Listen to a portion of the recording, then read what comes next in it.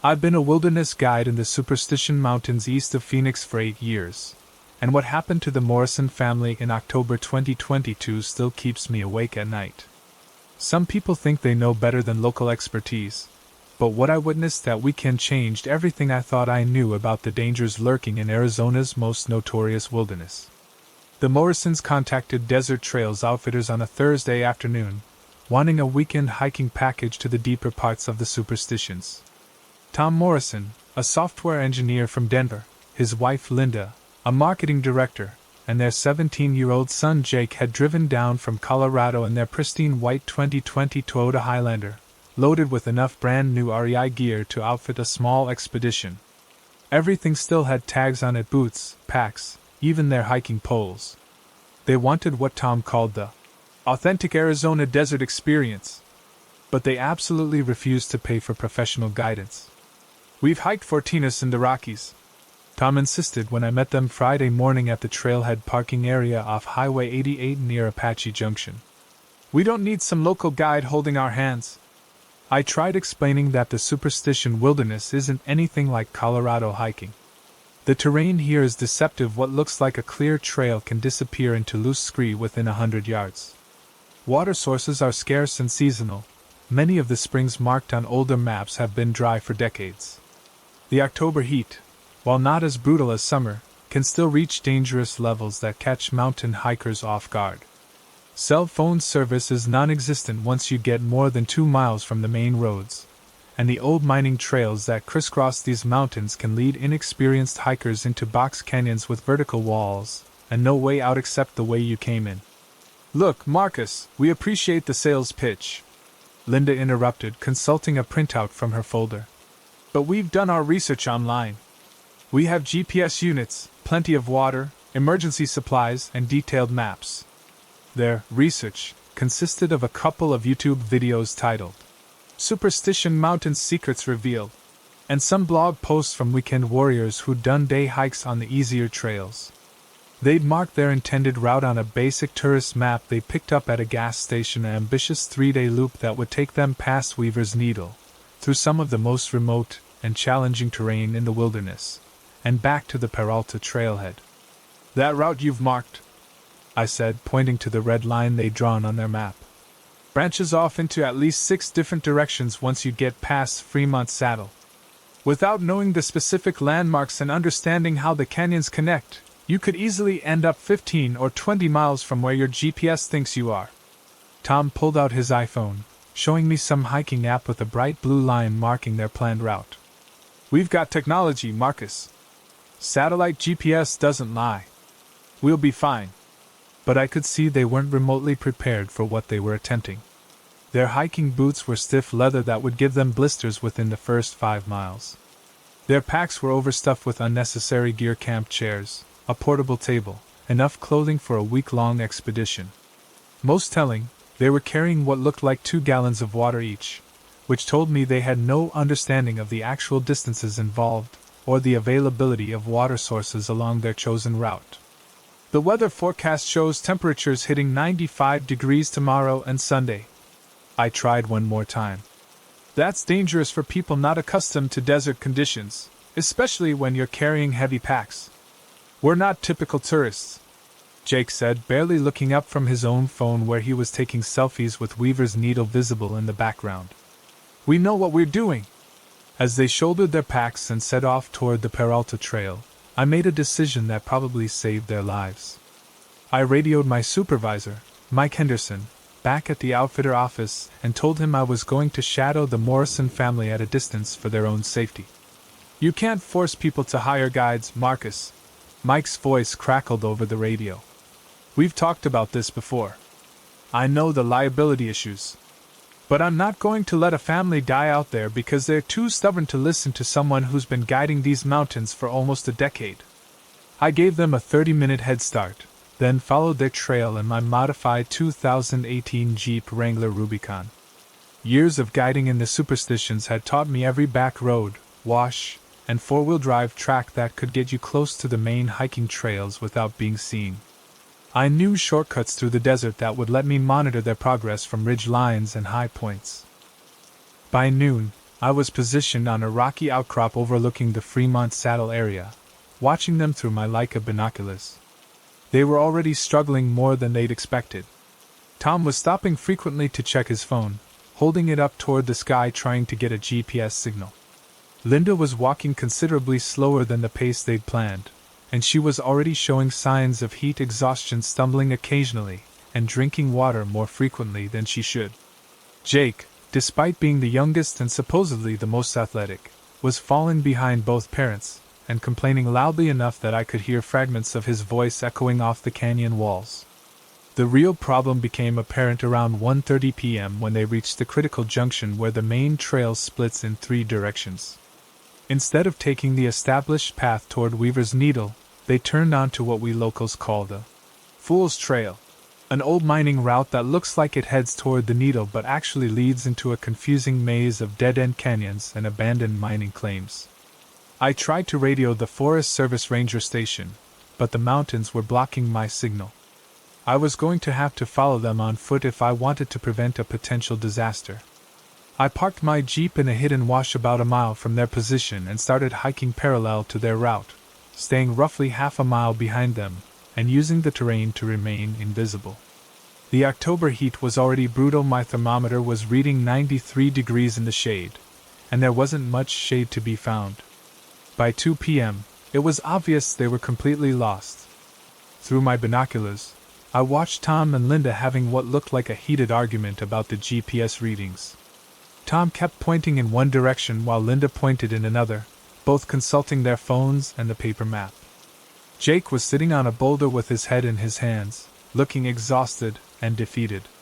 They were trapped in a narrow canyon with steep rock walls on both sides, and the trail they'd been following had completely disappeared into loose scree and impassable boulder fields. That's when I noticed something that made my blood run cold. Fresh tire tracks in the sandy bottom of the wash-deep ruts from heavy vehicles, and definitely not from any Forest Service or maintenance trucks. These tracks were from large pickup trucks or SUVs, and they were recent, probably from within the last day or two. The Superstition Mountains have a dark history that most tourists never learn about. The remote canyons and abandoned mining claims provide perfect cover for illegal operations. Drug smugglers use the wilderness as staging areas for moving product from Mexico to Phoenix and beyond. There are persistent rumors of methamphetamine labs hidden in some of the deeper mine shafts, operations that have been running for years without detection. Most legitimate hikers never encounter these activities because they stick to the established trails and popular camping areas. But the Morrisons had wandered into territory where people conduct business they absolutely don't want witnessed. I tried my radio again, attempting to reach anyone Forest Service, Sheriff's Department, even other guides who might be in the area. All I got was static and the occasional fragment of conversation from truckers on Highway 88 miles away. I was going to have to make a difficult choice. I could reveal myself to the Morrison family, admit I'd been following them, and risk their anger and potential legal action. Or I could stay hidden and hope they somehow found their way back to safety before encountering whoever had been driving those heavy vehicles through the wilderness. The decision was made for me when I heard voices that definitely didn't belong to the Morrison family.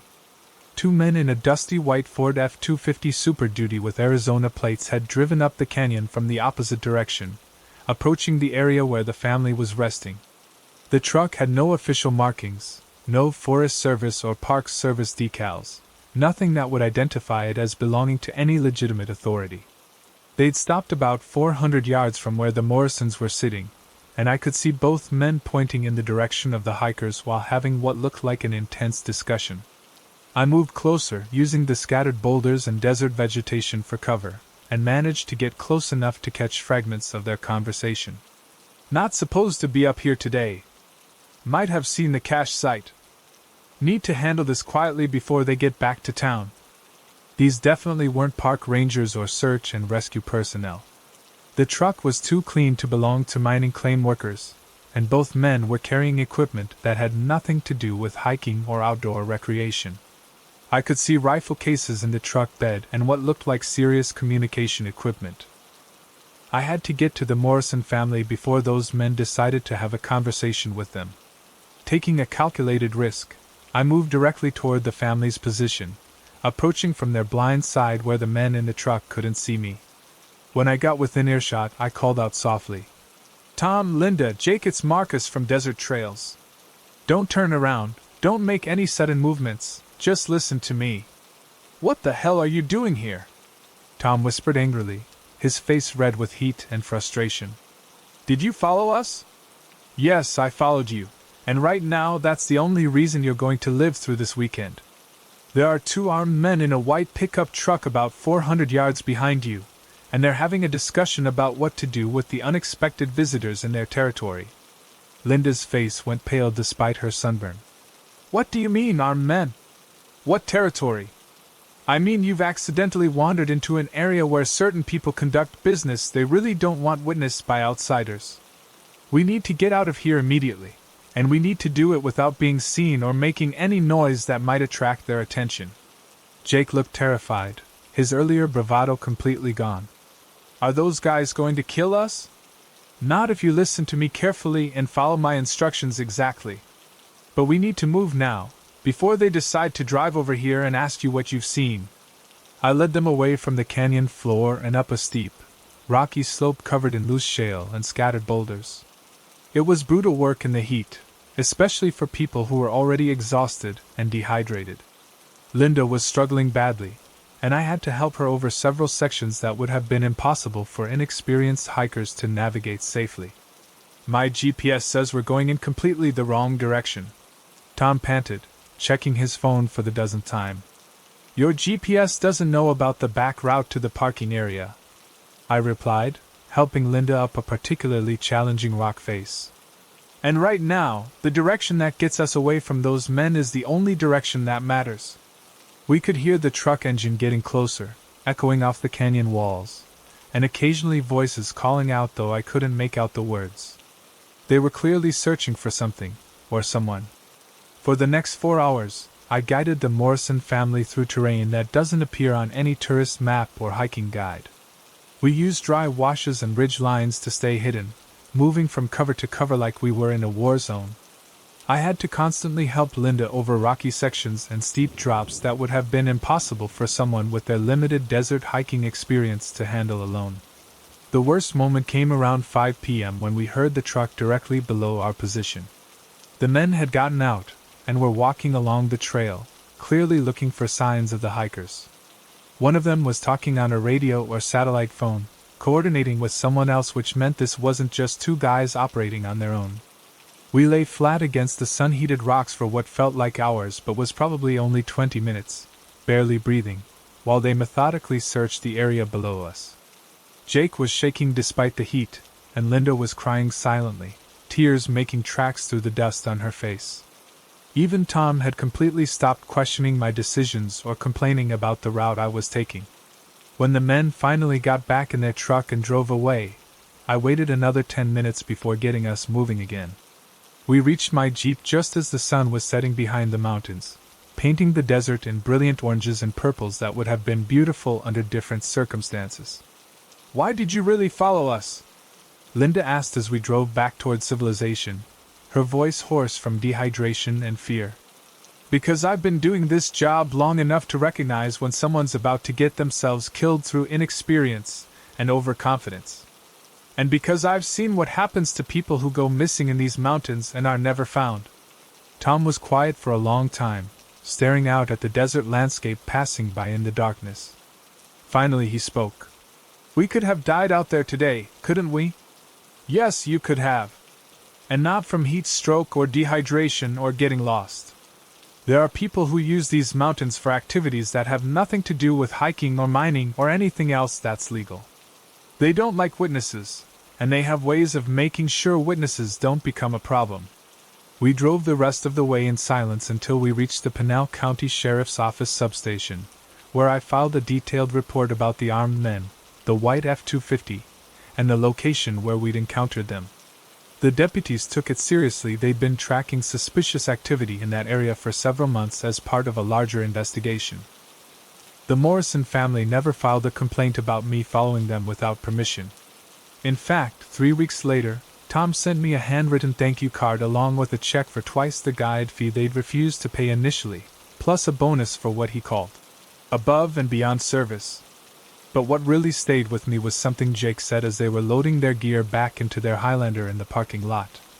"Those men really would have killed us if they'd found us, wouldn't they?" I didn't have the heart to tell a 17-year-old kid that people disappear in the Superstition Mountains every year, and while most of them are claimed by the heat, the terrain, or simple bad luck, some of them vanish for entirely different reasons. The next morning, I got a call from Detective Sarah Chin with the Maricopa County Sheriff's Office. They'd found the white F-250 abandoned in a different part of the wilderness, and it was connected to a drug trafficking operation that had been using remote areas of the Superstitions as staging and storage areas for shipments moving north from the Mexican border. I still guide in the Superstition Mountains, but I always tell people the same thing. These mountains have been claiming lives for over a century, ever since the first gold seekers came looking for the lost Dutchman's mine. It's not always the heat or the rattlesnakes or the terrain that kills you. Sometimes it's the people who think they own pieces of the wilderness, and will do absolutely anything to protect their secrets from outsiders who see too much. The Morrison family learned that lesson the hard way, but at least they lived to tell about it. Most people who learn it don't get that chance. Have you ever ignored local advice when traveling somewhere new? What made you realize that the locals might know something crucial that you didn't? I'm Detective Ray Castellanos with the Pinal County Sheriff's Office, and what the Chin family discovered in March 2023 during their spring break vacation became the most significant domestic terrorism investigation our department had ever handled. Sometimes ordinary tourists stumble across things that trained law enforcement officers have been searching for without success, and what they found in the Superstition Mountains prevented what could have been one of the deadliest attacks in Arizona history. David Chin, a 42-year-old mechanical engineer from Seattle, had brought his wife Maria, a high school math teacher, and their 2 children to Arizona for what was supposed to be a relaxing week of family bonding in the desert. 15-year-old Amy was an aspiring photographer hoping to build her portfolio for college applications, and 12-year-old Kevin was in the middle of a geology unit at school and wanted to collect mineral samples for a science project.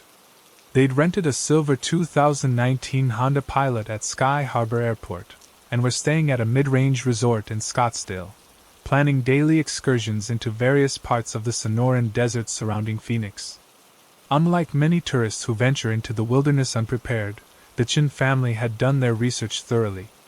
They'd hired a local guide for their first day in the Superstitions, purchased proper hiking equipment from an outdoor gear shop in Tempe, and studied trail maps and safety protocols before attempting any independent exploration. On March 15th, their third day in Arizona, they decided to explore a less-traveled area near Black Mesa, following what appeared to be an old mining access road marked on their topographical map.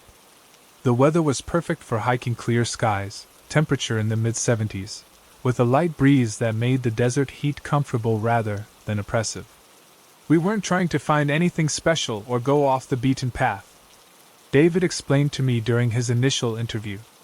Amy wanted to practice her landscape photography in different lighting conditions, and Kevin was hoping to find some interesting rock formations for his school project. We thought we were just taking a scenic detour. The family had hiked about 2 miles off the main hieroglyphic trail when Kevin, who was walking slightly ahead of the others, noticed something that didn't look quite right. What appeared from a distance to be a natural rock outcropping had geometric edges that seemed too straight and uniform to be the result of natural geological processes. Kevin has always been observant about details, Maria told me. Even as a little kid, he noticed things that adults would walk right past. He stopped and pointed at this rock formation and said it looked like someone had built something there. When the family investigated more closely, they discovered that what they'd initially taken for weathered stone was actually a carefully camouflaged concrete structure built directly into the hillside. The camouflage work was sophisticated. The surface had been textured and painted to match the surrounding rock formations, and desert vegetation had been encouraged to grow over portions of the structure to make it blend seamlessly with the natural landscape. At first we thought it might be some kind of old mining equipment, Or maybe a storage facility from when people were working claims out here, Maria explained. But as we looked more carefully, it became obvious that this was much more recent and much more deliberately hidden. Kevin was the one who found the entrance while exploring around the base of the structure. A heavy steel door, painted in earth tones and partially concealed by strategically placed desert brush, was set into what looked like solid rock face. The door appeared to be secured with some kind of electronic locking mechanism, but the system had been damaged possibly by years of extreme temperature fluctuations, dust storms, and the general harshness of the desert environment. David managed to pull the door open with considerable effort, the hinges groaning from disuse and sand accumulation. What they found inside changed their relaxing family vacation into something none of them would ever forget. The bunker was much larger than its external appearance suggested, extending deep into the hillside in a configuration that must have required months of excavation and construction work. The main chamber was approximately 30 feet long and 15 feet wide, with reinforced concrete walls that were at least 18 inches thick and a ceiling supported by steel beams. Emergency lighting strips powered by solar panels provided dim but adequate illumination throughout the space. But this wasn't an abandoned mining operation or forgotten military installation from decades past. The bunker was clearly active and recently used, filled with equipment and supplies that were both modern and deeply concerning.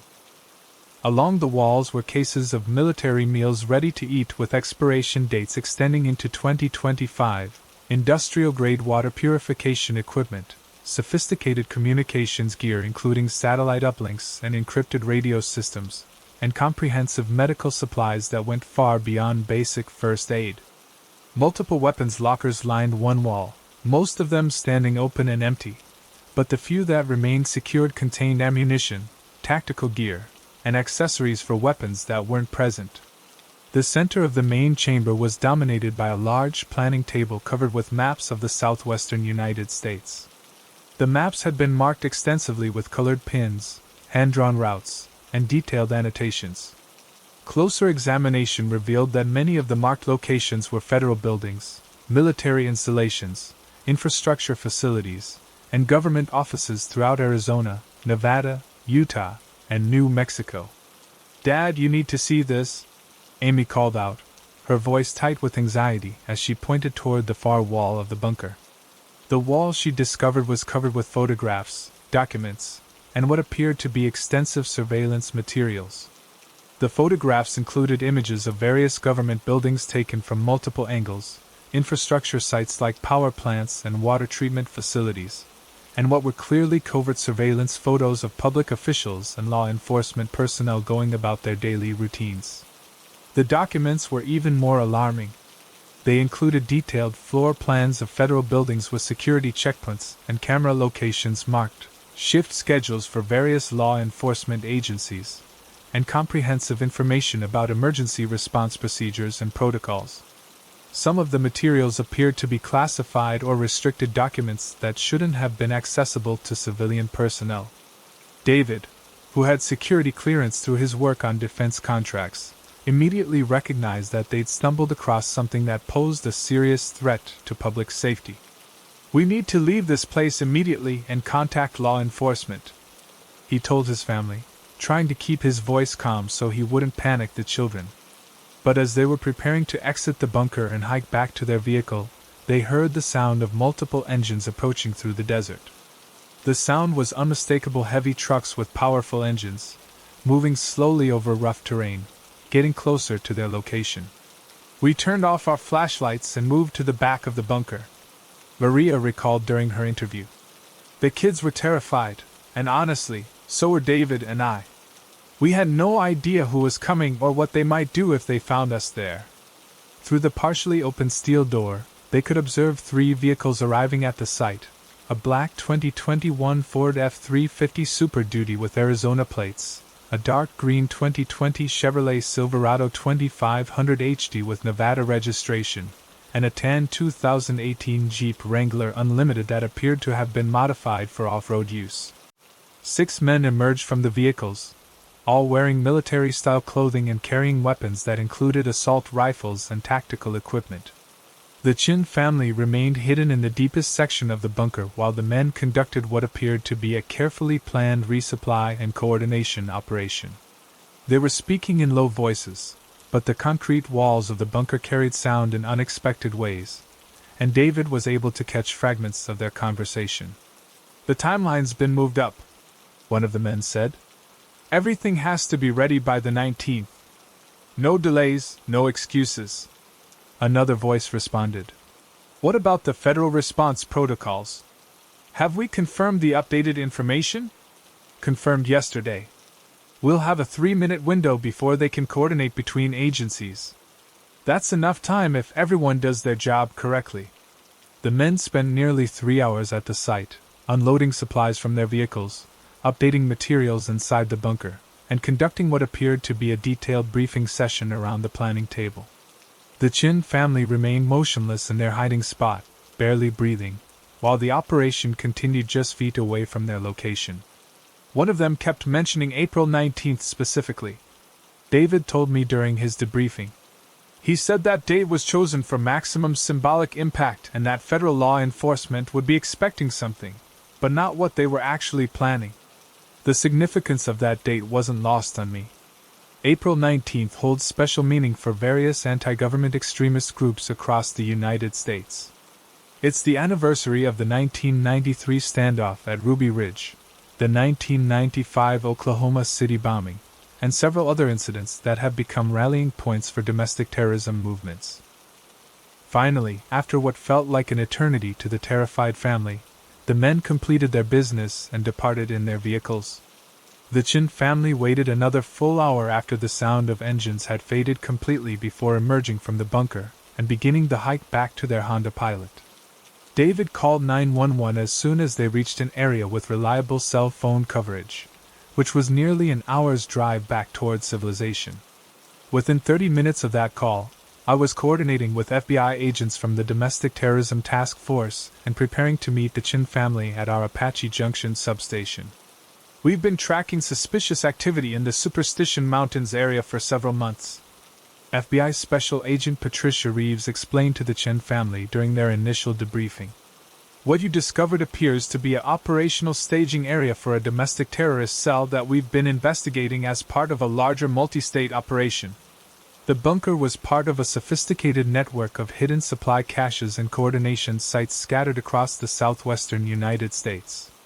The group responsible had been operating for at least 2 years, methodically stockpiling weapons, explosives, and other materials while conducting extensive surveillance and intelligence-gathering operations against potential targets. Based on the materials you observed and the conversations you overheard," Agent Reeves continued, "we believe this group was in the final stages of planning coordinated attacks against federal facilities, possibly timed to coincide with significant dates on the extremist calendar." The investigation that followed the Chin family's discovery was one of the largest domestic terrorism operations in recent FBI history. Federal agents, working with local law enforcement agencies across 4 states, were able to use the intelligence gathered from the bunker to identify and locate 12 individuals who were part of the conspiracy. Search warrants executed simultaneously in Arizona, Nevada, Utah, and New Mexico led to the discovery of additional supply caches, weapons stockpiles, and detailed operational plans. The scope and sophistication of the plot was stunning even to experienced counterterrorism investigators. The weapons and explosives recovered during the raids included stolen military equipment, improvised explosive devices constructed using readily available materials, and enough ammunition to sustain prolonged armed conflicts. The surveillance materials revealed that the group had been monitoring federal facilities for over 18 months, documenting security procedures, shift changes, response protocols, and potential vulnerabilities. The level of planning and preparation was extraordinary. Agent Reeves told reporters during a press conference after the arrests were completed. "This wasn't a group of disorganized individuals acting on impulse.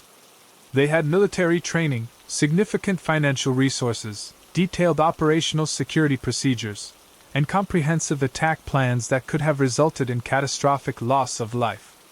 The investigation revealed that the group's ultimate goal was to conduct simultaneous attacks on federal buildings in Phoenix, Las Vegas, and Denver on April 19, using the confusion and emergency response to those incidents as cover for additional attacks on infrastructure targets including power grids and transportation hubs. Computer analysis of materials seized during the raids showed that the group had been inspired by and coordinated with similar organizations in other parts of the country, suggesting that the Arizona cell was part of a much larger domestic terrorism network that law enforcement agencies are still working to identify and disrupt. David Chun received official commendations from both the FBI and the Department of Homeland Security for his family's cooperation with the investigation and their courage in reporting what they'd discovered despite the obvious personal risk involved. But the experience had a profound impact on all 4 family members. "We were just trying to take some vacation photos and collect rocks for a school project," Amy said during her final interview with investigators. "We never imagined we'd stumble across something like domestic terrorism in the middle of the desert." The trial proceedings for the 12 arrested conspirators lasted 14 months and generated national media attention. The evidence recovered from the bunker and related sites was crucial in securing convictions on charges ranging from conspiracy to commit terrorism to possession of weapons of mass destruction. The group's leader, Robert McKenzie, a former Army sergeant from Henderson, Nevada, was sentenced to life in prison without the possibility of parole. The other 11 defendants received sentences ranging from 25 years to life, depending on their roles in the conspiracy and their cooperation with ongoing investigations. "What's truly frightening is how close they came to executing their plan," I told my captain after the final sentencing hearings concluded. "If a family from Seattle hadn't decided to go rock hunting in an area that was supposed to be secure, we might never have discovered that bunker until after the attacks had already taken place." The Superstition Mountains continue to hide secrets from both the distant past and the present day, but not all of those secrets are harmless legends about lost gold mines and Apache treasure. Some of the most dangerous discoveries involve completely modern threats, and sometimes tourists with cameras and rock collections stumble across things that trained investigators have been searching for without success. The Chin family returned to Seattle with photographs and memories they'll never be able to share publicly, but they also returned with the knowledge that their accidental discovery had prevented a catastrophic act of domestic terrorism that could have cost hundreds of innocent lives. 6 months after the arrests, federal agents discovered additional cells operating in Texas, Oklahoma, and Montana, all connected to the network that had been using the Superstition Mountains bunker as a coordination site. The investigation continues, and authorities believe there may be additional hidden facilities and active conspirators still operating throughout the region. Have you ever stumbled across something while traveling that seemed suspicious or out of place? Did you report it to authorities, or did you convince yourself it was probably nothing to worry about?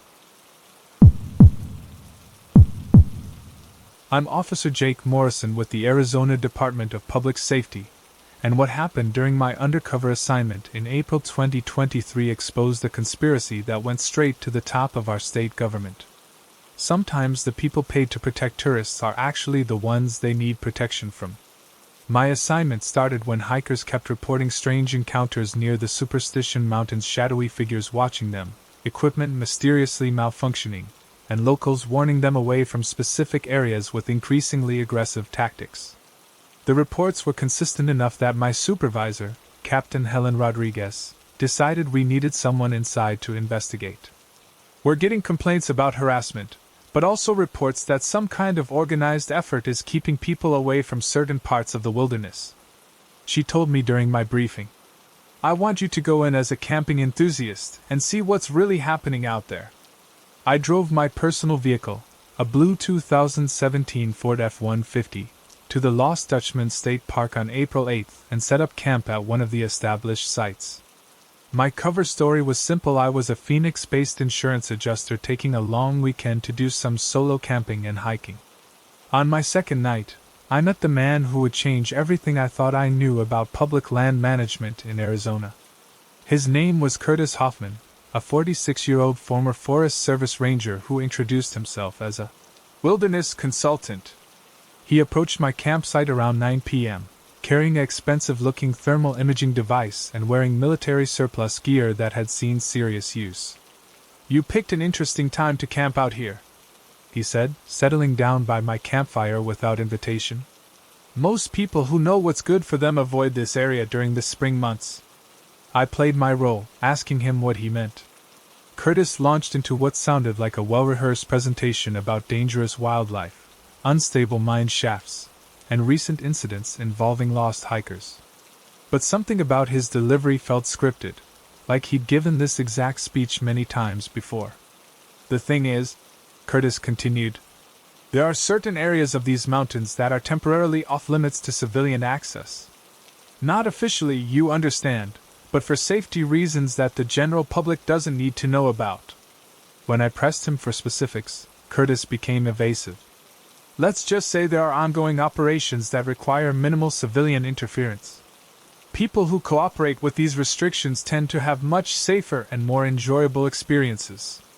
Over the next 3 days, I observed Curtis and several associates conducting what they called tourist management operations. The team included Marcus Webb, a former military contractor, and Sandra Chin, who claimed to be a wildlife biologist but had no credentials I could verify. Their methods were sophisticated and psychologically effective.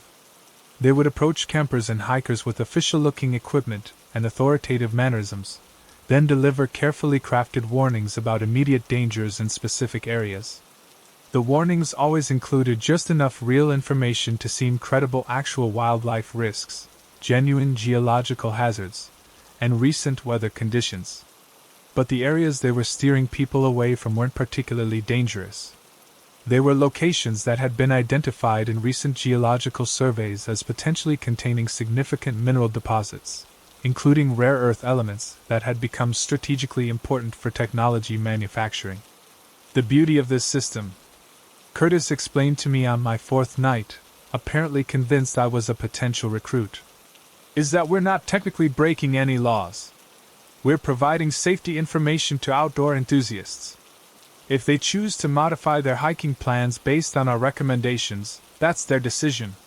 What Curtis didn't know was that I was recording our conversations using equipment hidden in my camping gear. The real revelation came when Curtis received a call on his satellite phone during our conversation. He stepped away from the fire, but the desert acoustics carried his voice clearly enough for my recording equipment to capture both sides of the conversation. The survey team needs another week in Sector 7, the caller said. Can you extend the exclusion zone through the end of the month? No problem, Curtis replied. We've got 3 more camping groups scheduled to arrive this weekend. We'll redirect them to the eastern trails and make sure they don't get curious about the mining access roads. The caller's next words made my blood run cold. The governor's office appreciates your efficiency on this project. Once the mineral rights are finalized, there'll be substantial bonuses for everyone involved. I was listening to a conversation about using intimidation tactics to keep the public away from areas where illegal resource extraction was taking place, with apparent coordination from the highest levels of state government. The next morning, I made an excuse about family obligations and packed up my campsite. But instead of leaving the area, I relocated to a hidden position where I could observe the exclusion zone that Curtis and his team were protecting. What I saw confirmed my worst suspicions. Heavy mining equipment was operating in areas that were supposed to be protected wilderness. Trucks were moving extracted materials along routes that had been deliberately concealed from public view. The operation was extensive, professional, and completely illegal. I spent 2 more days documenting the mining operation with telephoto photography and GPS coordinates before returning to Phoenix to brief Captain Rodriguez and federal authorities. This isn't just harassment of tourists, I told the FBI agents who took over the investigation. It's a systematic effort to use public resources for private profit, with coordination from elected officials who are supposed to be protecting those resources. The investigation that followed involved multiple federal agencies and took 8 months to complete. Curtis Hoffman and his associates were arrested on charges including conspiracy, fraud, and violation of environmental protection laws. The mining operation was shut down, and the extracted materials worth an estimated $12 million were seized as evidence.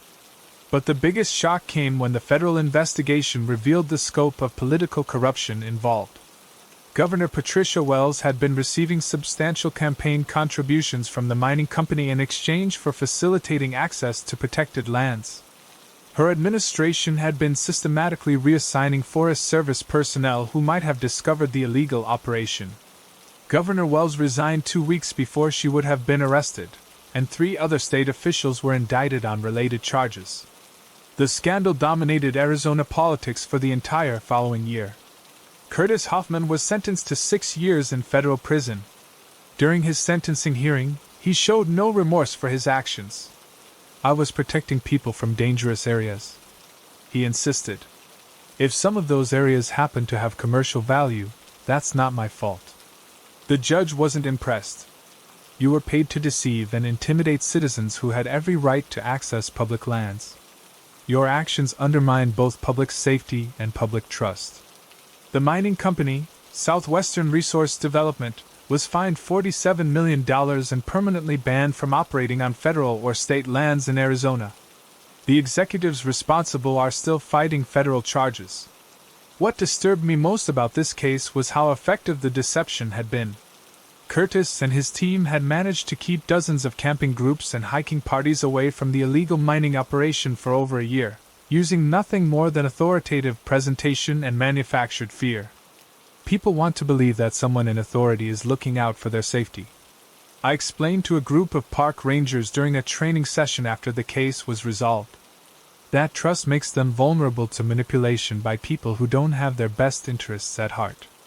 The Superstition Mountains are now under enhanced federal protection, with regular patrols to prevent similar illegal operations.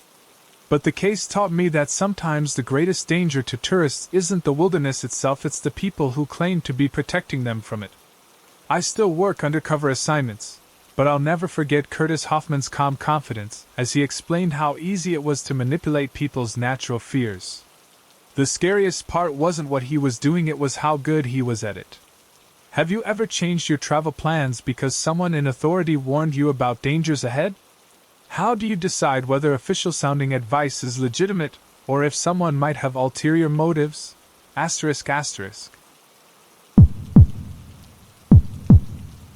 I'm Sergeant Lisa Rodriguez with the Maricopa County Search and Rescue Team, and what we discovered about Eleanor Vance in May 2023 turned what should have been a routine welfare check into one of the most disturbing cases I've handled in 12 years of rescue operations.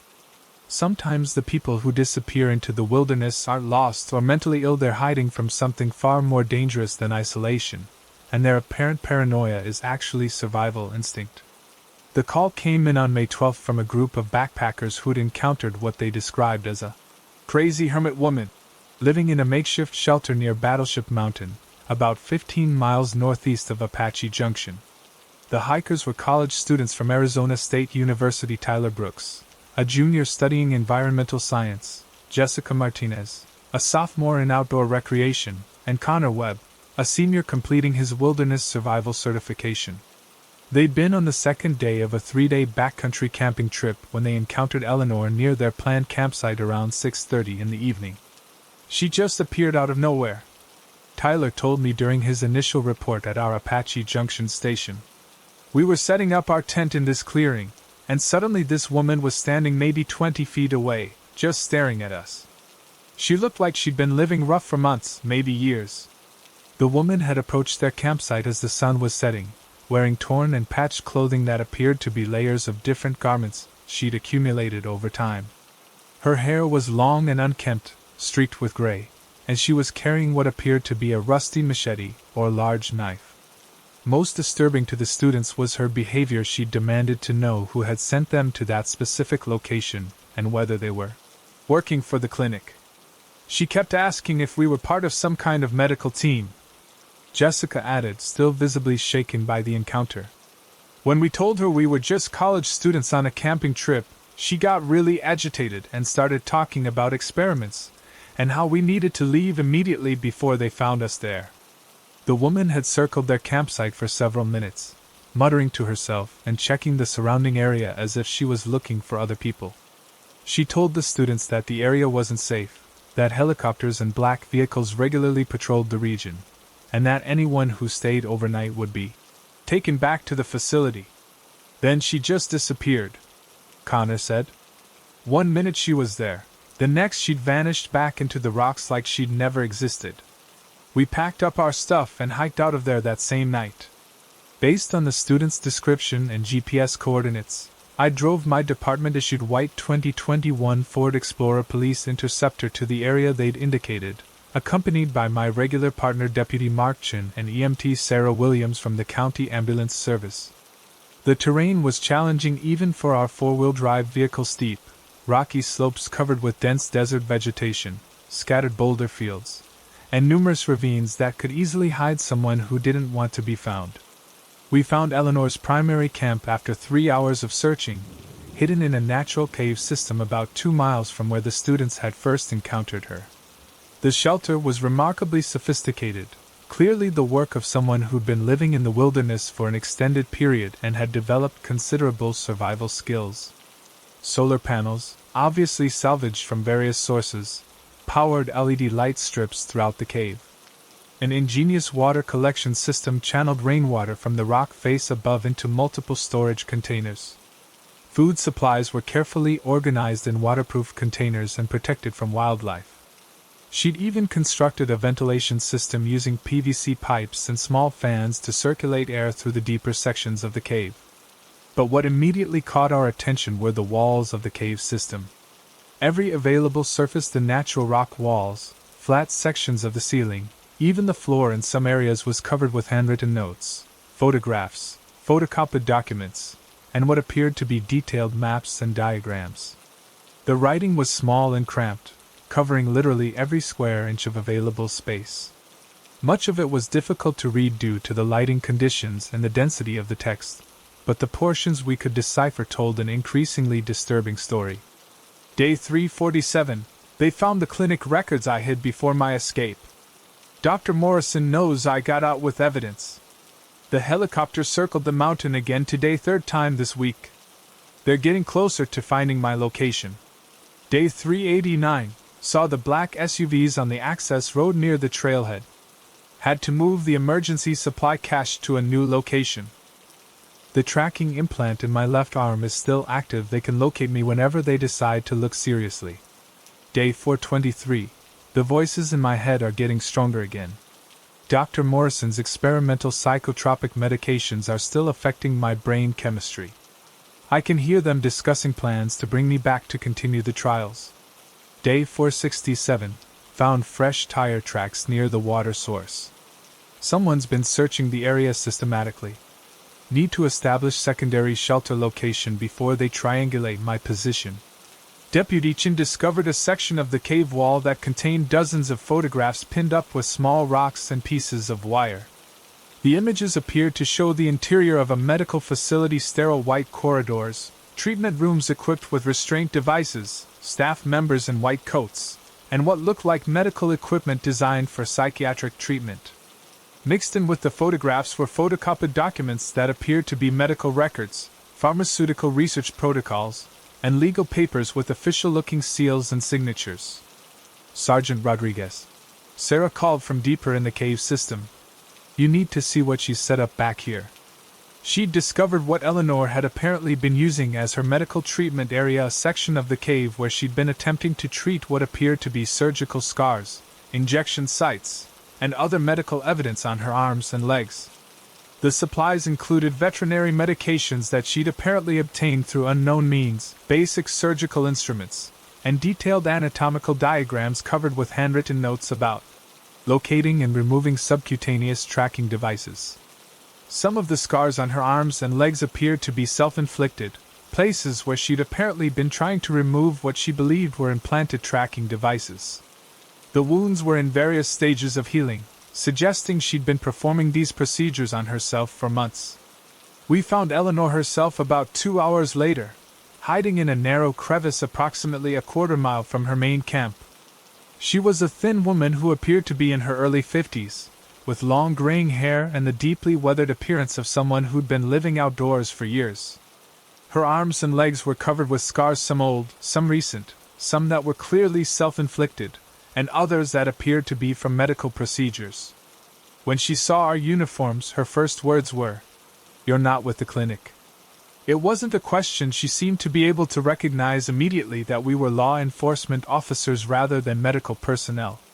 No, Eleanor, we're with the Maricopa County Sheriff's Department. Some hikers were concerned about your welfare out here. We're here to help you, not to take you anywhere you don't want to go. She laughed, but there was no humor in the sound. Help? The last people who told me they were there to help kept me locked in a psychiatric ward for 3 years while they used me as a test subject for experimental medications on patients who couldn't give informed consent. Over the next several hours, Eleanor told us a story that was disturbing not because it indicated mental illness, but because it suggested she'd been the victim of systematic medical abuse and illegal human experimentation. Desert Springs Behavioral Health Center, she explained, showing us a folder of documents she'd hidden in a waterproof container. They were receiving funding from multiple pharmaceutical companies to conduct unauthorized trials of experimental psychotropic medications on psychiatric patients. The families were never informed about what was really happening to their relatives. The documents Eleanor had managed to preserve included medical records showing medication trials that had never been approved by the FDA, financial records indicating substantial payments from pharmaceutical companies to the facility, and internal correspondence discussing the need to maintain patient compliance and prevent information leaks through various means including extended involuntary commitment. I was originally committed by my ex-husband after I discovered he was embezzling money from his construction company. Eleanor continued, her voice becoming more animated as she realized we were taking her seriously. I'm a certified public accountant, and I found evidence that he was systematically defrauding his clients and business partners. The court order was supposed to be for 30 days of psychiatric evaluation to determine if I was competent to testify in legal proceedings. That was 4 years ago. The legal documents in Eleanor's collection confirmed significant portions of her story. She had indeed been a licensed CPA with her own practice specializing in forensic accounting. The court records showed that she'd been committed for evaluation after her husband claimed she was suffering from paranoid delusions about financial irregularities that didn't exist. The doctors at Desert Springs told everyone that I was suffering from severe paranoid delusions about financial fraud. Eleanor explained. Every time I tried to present the evidence I'd gathered about my husband's embezzlement, they said it proved how deep my delusions went, and they increased my medication dosages. What made Eleanor's case particularly disturbing was that her supposed paranoid delusions had been completely accurate. The evidence she tried to present to psychiatrists and legal authorities was real, and her husband's construction company had indeed been engaged in systematic financial fraud involving millions of dollars. But the psychiatric facility had been more interested in keeping her as a test subject for pharmaceutical research than in conducting legitimate psychiatric evaluation.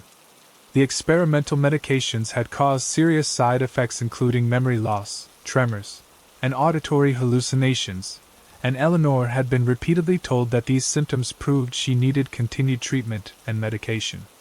I finally escaped during a fire drill about 6 months ago, she said. I knew they'd be looking for me, and I'd heard other patients talking about people who'd tried to leave and been brought back. I figured if I could disappear into the wilderness and survive long enough, maybe I could find someone who'd listen to the truth about what was happening at that place. While Eleanor was telling us her story, Deputy Chin had been using his mobile computer to run background checks on her claims and the people she'd mentioned. What he found confirmed the most disturbing aspects of what she'd told us. Desert Springs Behavioral Health Center was shut down by the Arizona State Medical Board 3 months ago, he reported.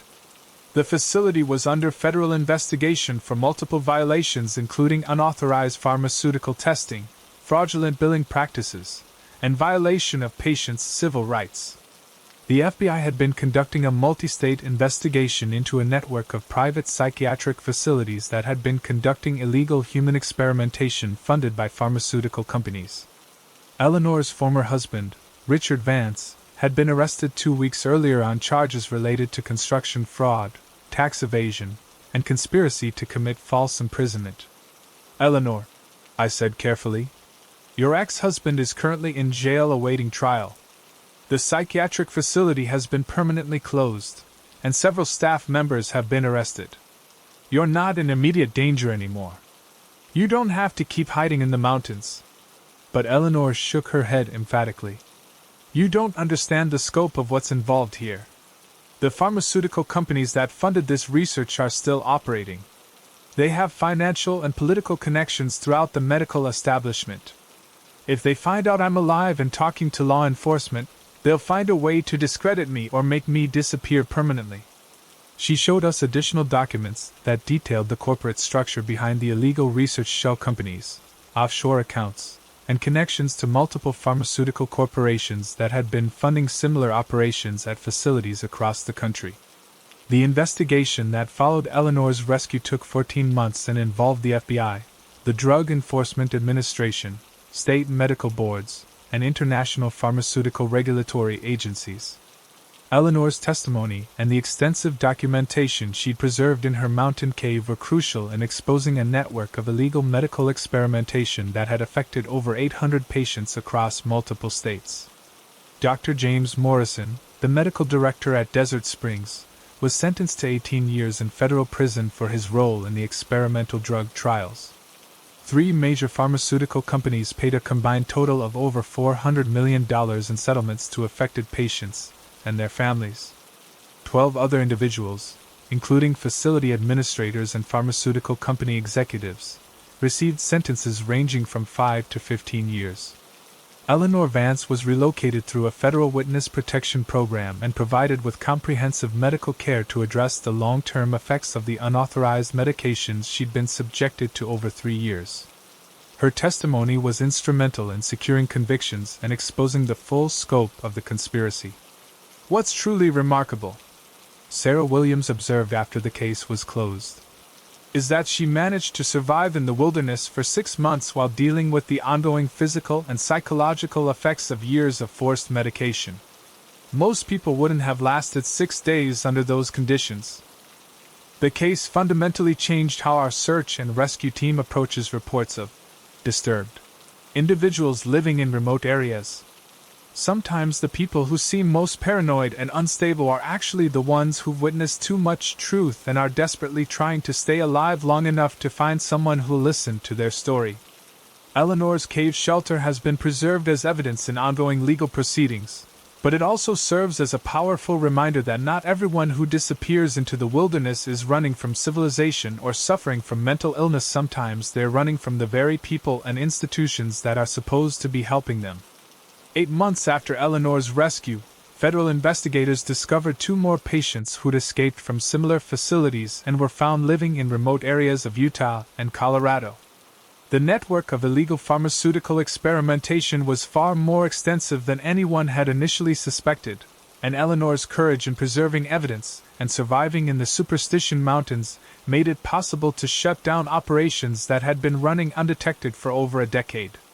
The pharmaceutical companies involved in the conspiracy had been using private psychiatric facilities as testing grounds for medications that were years away from FDA approval, taking advantage of patients who couldn't give informed consent and families who trusted the medical establishment to provide legitimate treatment.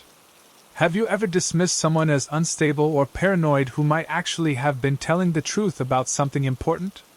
What would make you reconsider your assumptions about people who seem to be living on the margins of society? Thanks so much for watching.